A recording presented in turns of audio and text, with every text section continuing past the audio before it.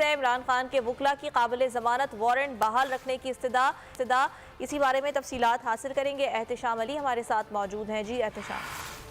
जी, district session court Islamabad में खतून जज की धमकी देने से मुताल्लिक इमरान खान के केस की समाअत हुई है। केस की समाअत जो है मलिक अमान ने की है। इससे कबल जो है केस राना मुजाहिद रहीम की अदालत में था। केस ट्रांसफर हो चुका है। इमरान खान के वकला की जानिब से काबिल जमानत वारंट गिरफ्तारी बरकरार रखने की जो इस्तदा की गई है, जज साहब की तरफ से रिमार्क दिए गए हैं कि सरकार की तरफ से कोई पेश नहीं हुआ।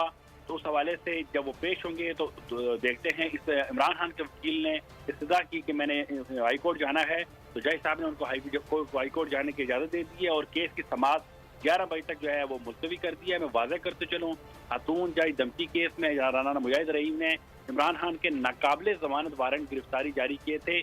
उसके बाद उस केस की समाअत फैजान गिलानी की अदालत में हुई और उन्होंने वो वारंट गिरफ्तारी जो नाकाबिल जमानत वारंट गिरफ्तारी थे उनको काबिल जमानत कर दिया था और आज की डेट डाली थी। और आज ये केस मलिक अमान की अदालत में जारी है, जिसकी समाअत 11 बजे होनी है। जी ठीक है एहतशाम, बहुत शुक्रिया आपका।